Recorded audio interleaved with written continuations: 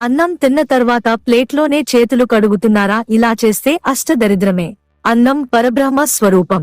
అందుకే అన్నాన్ని పడేయడం కాని తొక్కడం కాని చేయొద్దంటారు పెద్దలు. అంతేకాకుండా అన్నం తినేటప్పుడు మాట్లాడకూడదని కూడా అంటుంటారు. అలాగే తినే అన్నాన్నే కాకుండా ఎందులో అయితే తింటున్నామో ఆ ప్లేటును కూడా గౌరవించాలని అంటుంటారు. అయితే చాలా మంది తమకు తెలియకుండానే అన్నం తినే విషయంలో ఎన్నో తప్పులు చేస్తారు. అందులో ఒకటి అన్నం తిని ప్లేట్లోనే చేతులు కడగడం. ఇంట్లో చేతులు కడుక్కోవడానికి వాష్ బేసిన్ వంటివి ఉన్నా కూడా ఎక్కువ మంది తిన్న ప్లేట్లోనే కడిగి పక్కకు జరుగుతుంటారు. అయితే వాస్తు శాస్త్రం ప్రకారం ఇలా తిన్న తర్వాత ప్లేట్లో చేతులు కడగడం మంచిది కాదట. ఎందుకో ఈ స్టోరీలో చూద్దాం.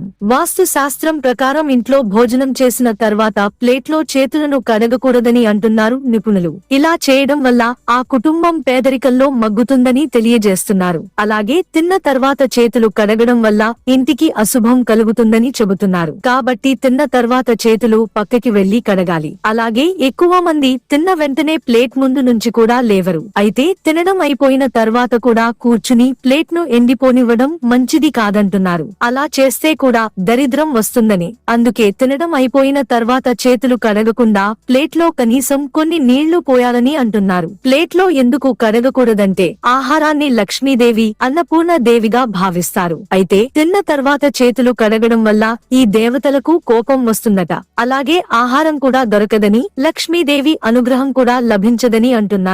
ఇంకా ఇలా చేయడం వల్ల ప్లేట్లో మిగిలిపోయిన ఆహారాన్ని అగౌరవపరిచినట్లు అవుతుందని అంటున్నారు. అందుకే ఇలా చేయకూడదని వాస్తు నిపుణులు చెబుతున్నారు.